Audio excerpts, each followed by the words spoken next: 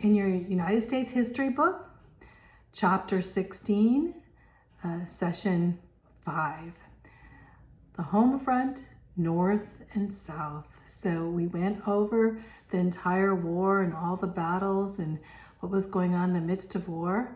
And now we're going to talk about the strange circumstances of war, the financing of the war, raising armies, how they raised armies, the first modern war, the slavery issue, and then on to Lincoln's re-election and the economics of war, tragedy and triumphs, and the assassination of a president, the assassination of President Lincoln. So this is all on the home front. So as you see in the pictures here, we have basically the lone cannon is the sign of the Civil War, that old cannon pointed and the sun setting on the Civil War. Here we have a picture of the famous generals, the generals of the North here. We see Grant Sherman here, and we see Stonewall Jackson and all here in the midst of and Abraham Lincoln. So we see the generals, and we kind of went over some of their lives. So let's begin this section. The strange circumstances of war, of course. Loyalties and families were divided. In fact, sometimes even a family would have a division of a brother fighting in the north and a brother fighting in the south. So it was very, very detrimental to a lot of different families, that division and that civil war, civil differences.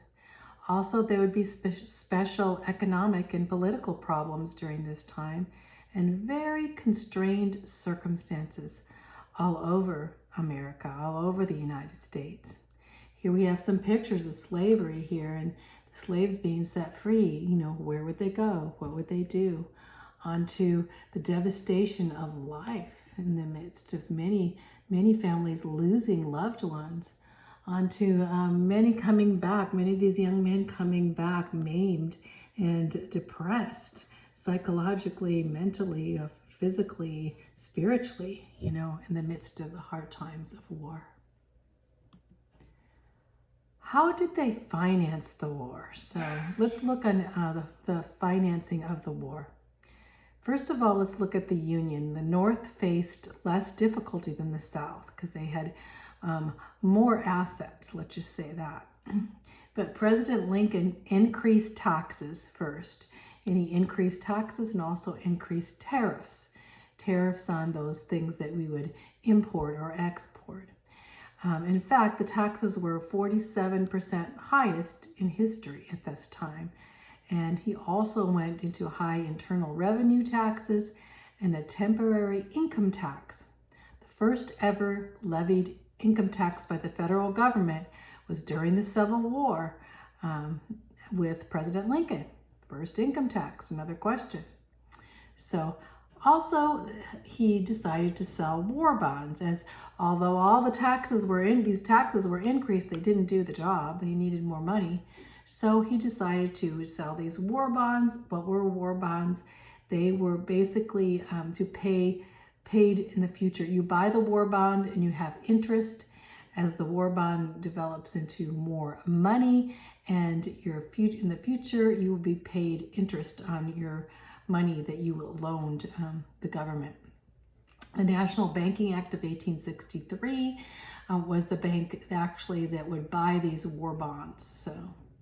And this gave a stable banking system. So during the time of President Andrew Jackson, that we had a lot of, basically I should say, we didn't have a lot of debt. So our debt was very, very low in the midst. In fact, we had no debt during the time of Andrew Jackson. And for 50 years, until the Federal Reserve actually had their meeting in 1912, I think, that this would last for 50 years. But President Lincoln, of course, he wanted to borrow money. If he went to borrow money through the banking system, which was supported by a lot of European bankers, especially in England, they wanted like 30% interest rates, which is extremely, extremely high. And so President Lincoln said, no way, I can't go through the banking system. It's ridiculous. They want 30% interest for the European bank, right? Our bank was supported by the banks of Europe, especially like I said, the banks of the Rothschilds in the midst of that. But that goes into another story, so we won't get all into that. But the Union, the North, also had to resort. Lincoln had to resort to issuing paper currency because, you know, he did not want to take a loan that he'd have to pay 30% back interest. And so the paper currency was called fiat money because it could not be backed by silver or gold. So this money was backed nothing but the government promised to redeem it, right? And so both the North and South would have this fiat money as they would print extra money or print greenbacks, print paper money, and say that they would the government would stand behind it, but nothing else, right? So President Lincoln printed what was called greenbacks. He called them greenbacks. They were like greenish in color. And at one time, the greenbacks were only worth like 29 cents on a dollar. And it really depended. If the North battles were going good, it'd be worth more money.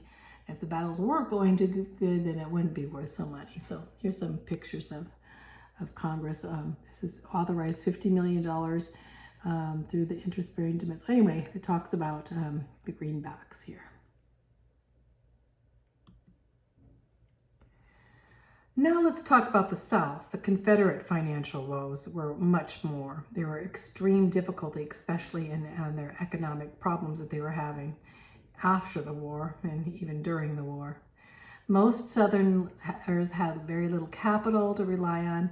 And of course, the Confederate government, if they attempted to raise money through taxes, the civilians could not even pay those taxes. So that was not a good idea. And so they tried foreign loans, borrowing money from Europe, but that was very difficult to obtain too.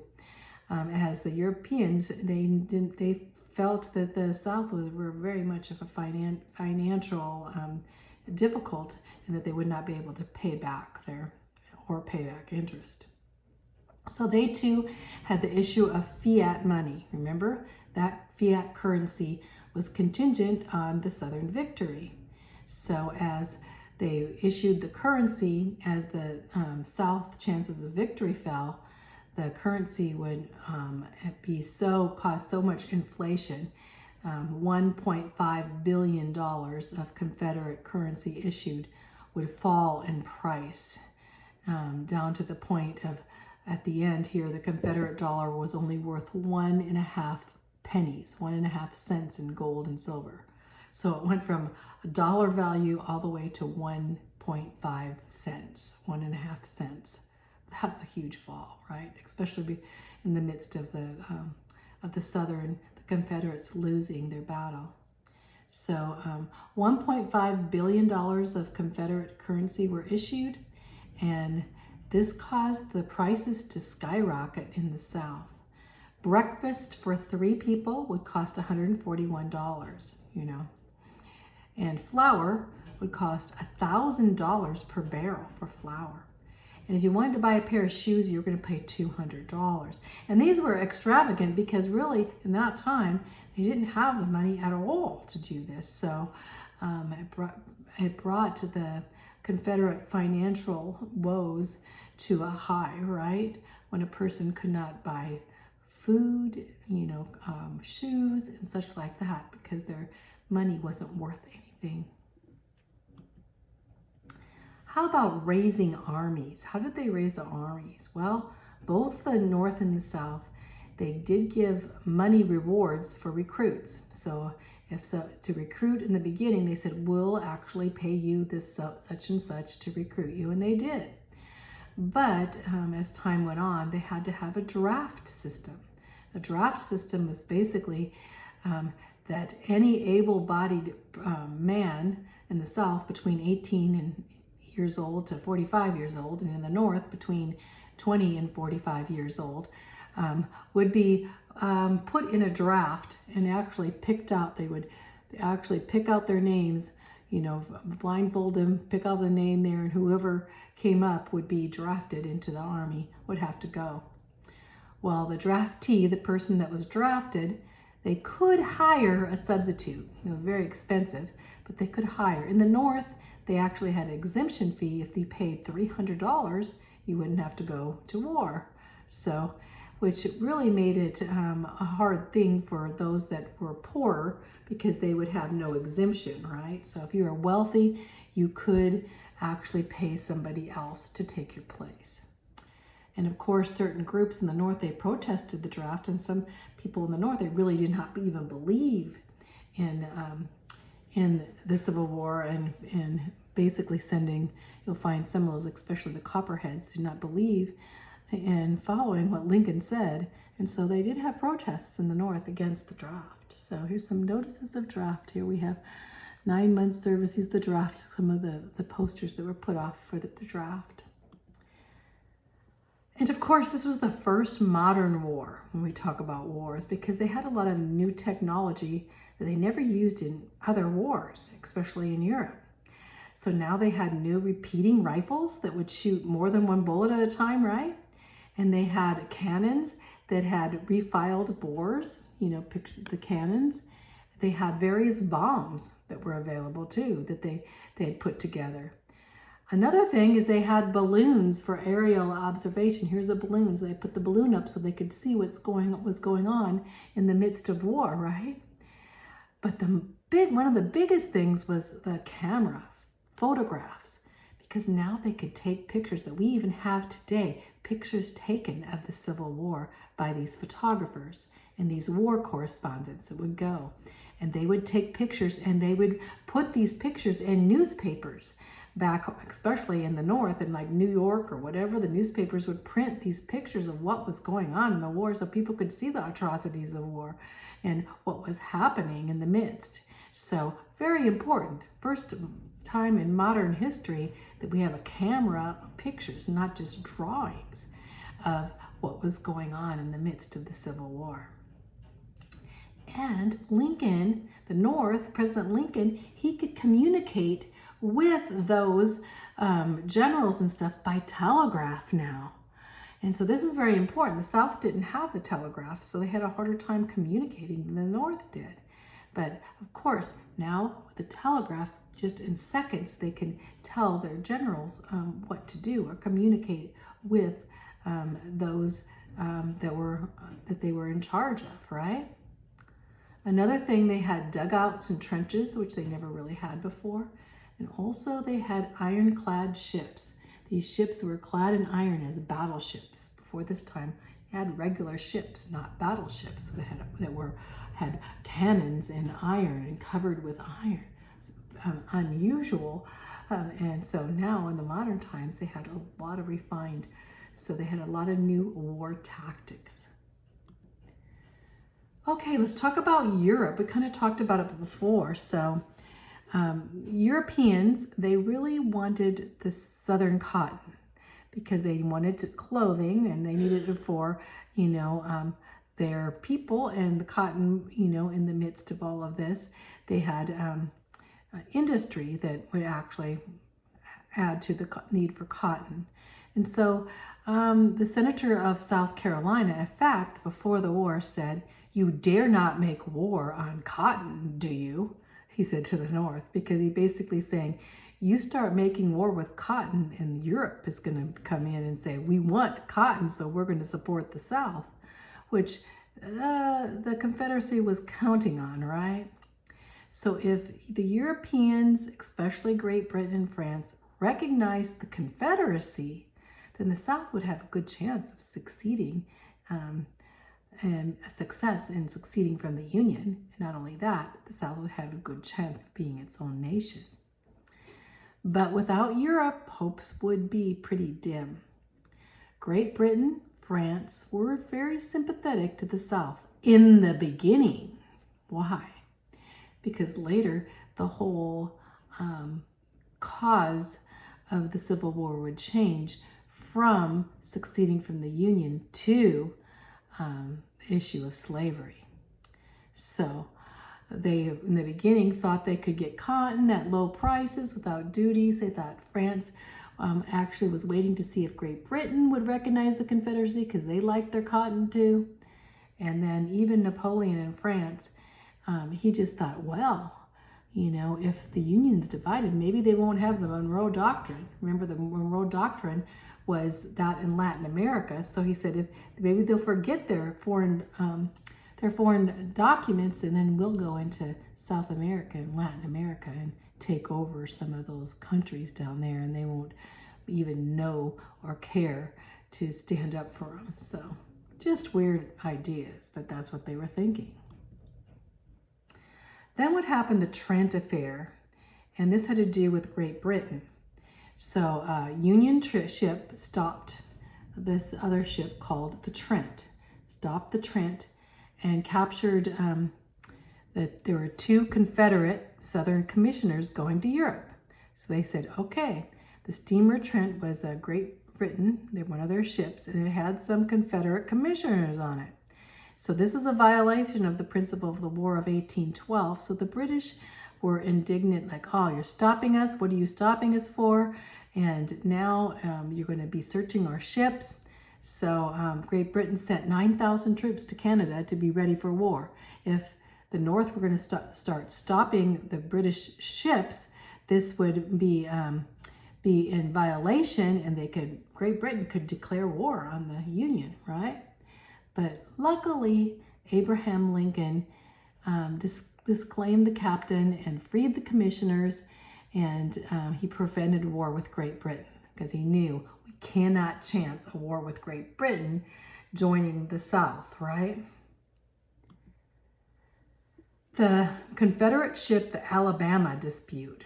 So what happened then? We have a Confederate ship coming into Great Britain, and Great Britain giving aid to the Confederacy by buying their cotton imports, which the North didn't say, okay, said, well, you come, you are supporting Confederate ships and you are paying and buying cotton for them, and the Alabama is a warship, and so you are coming to actually the idea of Great Britain preparing to make more ships for the South. That's what they thought. So the Confederate Alabama did damage to the northern ship because the British were actually thinking about releasing these ships and giving them to the Confederacy. But Great Britain did not want war, so they stopped doing this, thinking if we start making ships from the South, we'll have to go to war for the South, and we're not really wanting to do that. So the fading European support.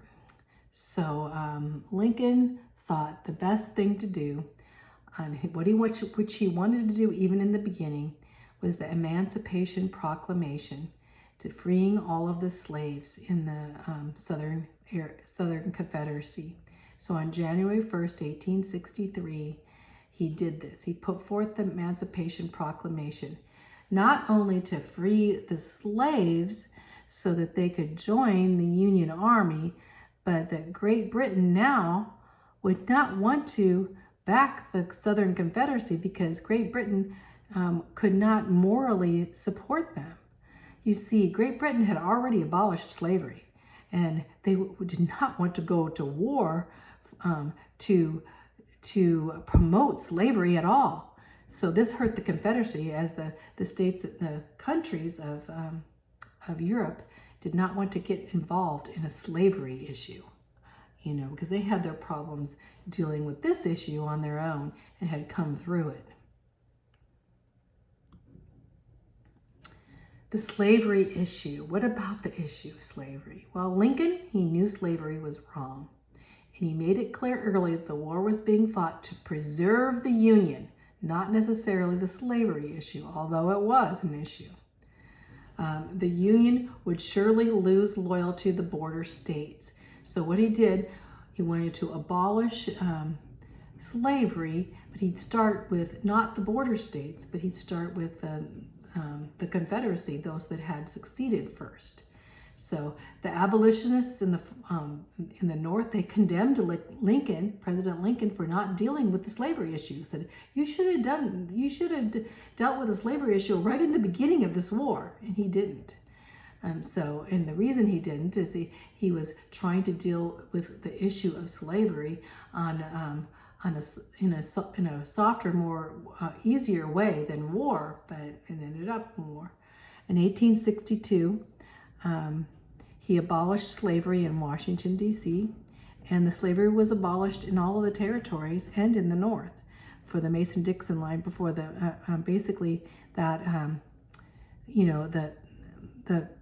basically all in the North, the slaves were or had been freed in the Missouri Compromise anyway. So in the North, they didn't have slavery. In the territories of California, out in the territories that were coming into the Union, they would not have slavery. And now in the South, in those states that rebelled, they would not have slavery.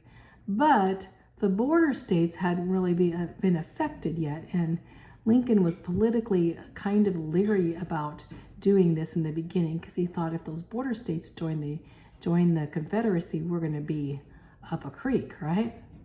So anyway, so financially, he even compensated slave owners for giving freedom to their slaves. He said, well, maybe if, the slave owners, they set their slaves free, we'll give them compensation for those freedom. But that didn't work, did it? And then in the summary, slavery was abolished in all the territories. I already said that, right? Territories. And then Congress agreed to help any slave state that would gradually emancipate its slaves. So Congress did try to say, well, maybe we can not get into this war. We'll help a state if they will abolish slavery in the state, we will help them to emancipate their slaves, and we indeed would help them. But this didn't work either, did it?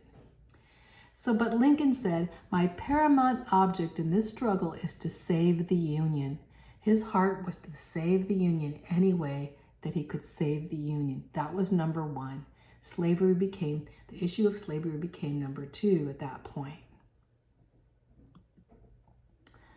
Then, of course, Lincoln initiated the Emancipation Proclamation. Neither slavery nor involuntary servitude, except as a punishment for crime, wherever the party shall have been duly convicted, shall exist within the United States or any place subject to their jurisdiction. So, this is actually the 13th Amendment. So, which came later. The Emancipation Proclamation made slavery in the Union's new cause. So once the Emancipation Proclamation happened, it basically said the war, it's about slavery now. But it didn't immediately abolish slavery. It was applied, like I said, to only the states that were in rebellion, not the border states. But it was put into force only as the Union conquered the states. Like they could free the slaves, but they'd have to conquer the state first, right? Because the state had seceded from the Union. And the first step was to abolish slavery. So when the Union took over and conquered the states, as they did step by step in the beginning, and they would have to abolish slavery then. In 1864, then Congress passed the amendment to abolish slavery permanently, and in 1865, the 13th Amendment in the Bill of Rights became part of the United States Constitution. And that's what I was reading here. Neither slavery nor involuntary servitude, except as a punishment for crime, wherever the party shall have been duly convicted, shall exist within the United States or any place subject to their jurisdiction. Congress shall have power to enforce this article by appropriate legislation. Basically, the 13th Amendment said that slavery or involuntary servitude was illegal. So, abolishing slavery. Lincoln was reelected in 1864. So, what happened in 1864? So, the National Union Party was the temporary name of the Republican Party, same thing, and that nominated President Abraham Lincoln for his second term. His running mate was Andrew Johnson of Tennessee that ran with him, that he would be the vice president. And so the Northern Democrats nominated General George McClellan. Remember, they kind of had an animosity between each other anyway, because Abraham Lincoln kept firing George McClellan of his position, or replacing his position as a general. But anyway, he ran against Lincoln. Copperheads were the one wing of the Democratic Party which would attack on Abraham Lincoln. So basically, George McClellan would attack Abraham Lincoln. But Lincoln would win, of course, the re-election in 1864 by a very, very large margin. Re-elect Abraham Lincoln, save the Union, heal the nation, give Abe another shot. That was basically his campaign. And he was the 16th president of the United States. And so he, in 1864, was reelected. The economics of war in the North. So let's talk a little bit about that. The Northern industry was the forerunner of the industrial boom, as you know. And new factories were built with increased productions and new labor-saving sewing machines and more efficiency. These all became, and new farming, all became part of the North. And the North would flourish in these areas and flourish in their industry. You know, whenever we have a war, it actually, the industry booms during the war, which it did in the North. But the economics of the war in the South, there were hard times in the South, and they would take many years to recover. There were a few economic benefits in the South, and they had very little. They had some factories, but their factories were not very successful. They lacked capital, they lacked machinery. The Union blockade prevented them from importing materials for industry anyway, and transportation was greatly lacking. You know, they didn't have very many railroads in the South, and many of the few railroads were broken down or destroyed during the war. Food and supplies were very scarce. In fact, 20 years later, agriculture still had not recovered from 1863. So poverty, a lot of poverty in the South, especially after the war. Statistics. Let's talk about statistics. The states. So there were 23 northern states, 11 southern states. The population in the north was 22 million. In the south, 9 million, with 4 million of those being slaves. Enlistment. There were 2.5 million soldiers enlisted in the north and only 1.1 million soldiers enlisted in the south. The total dead, 360,000 in the north had died and 260,000 in the south had died. That's a huge death toll for both the north and the south. And the north had 100,000 more men die. Wounded, there were 275,000 wounded in the north and 194,000 wounded in the south. The prisoners of war deaths, as they went to prison camps, some died. 30,000 prisoners of war died in the north as prisoners of war, and 31,000 in the south. There were 10,400 conflicts, and the bloodiest battle, of course, was Gettysburg. And the bloodiest single day would be Antietam. So here we go. Here's a picture. Here, the Civil War. You can see the casualties, the bloodiest battles going on here. 1862, how many the Union lost and how many the Southern. The Union lost had many more casualties than the South. The South's in red and the blue is the North. The total casualties of the 6 bloodiest battles, the 7-day, Gettysburg was huge. And then we have Chickamauga, we have Chancellorsville, we have gone into the wilderness, all of these you can see. You can see just the statistics in the graph here. So, tragedy and triumph, the price of conflict. It was extremely costly to both the North and the South. The most tragic loss of human life was over 600,000 Americans died in the Civil War. 110,000 Union soldiers were lost, 250,000 Confederate lost, and this not included those who were permanently maimed or disfigured. So you can see here, the soldiers lost, just the loss of life was humongous. Gettysburg, loss of life, 51,000. Chickamauga, the Wilderness Campaign of Grant, remember going into Richmond. Chancellor, these are all high losses. You can see Shiloh, onto Antietam. This is the bloodiest one-day war ever. 22,717. The Second Manassas, which would be Bull Run. These are all high casualties. And to then the assassination of President Lincoln. So this comes to this point. After President Lincoln is reelected on April 14th, 1865 at Ford's Theater, he was watching a play. This play was called Our American Cousin. Him and his wife, taking a day and just relaxing and going to a play. John Wilkes Booth, 1838 to 1865, was a pro-Confederate actor. So, and he came into the booth where Lincoln was sitting, here's a picture of it, and shot Lincoln in the head in the presidential box. And then Lincoln was carried unconscious to the house across the street, and he died the next morning. So, and now coming to find out that John Wilkes Booth here may have been part of a conspiracy to kill Lincoln. And so even today they're saying, well, who actually was involved in this conspiracy? And some people say that actually the federal banks might have been involved in it, but we don't know. But we do know there was a conspiracy. It wasn't just a lone shooter of John Wilkes Booth. So, and also the Secretary of State Seward was in the box too, and he too was wounded, but he didn't die. So, the Lincoln legacy, President Lincoln.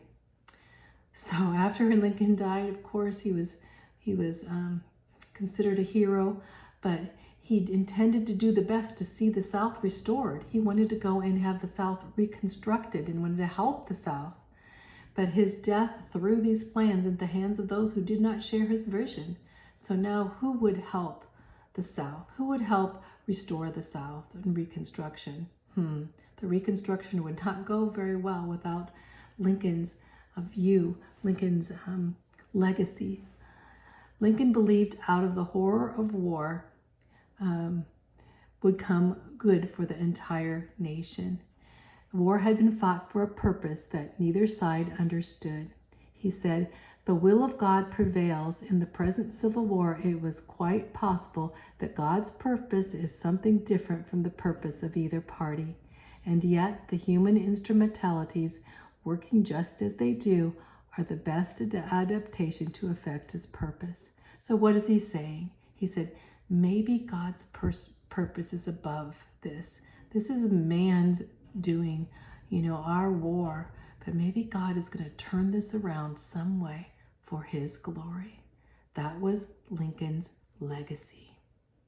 So let's stop there with the Civil War.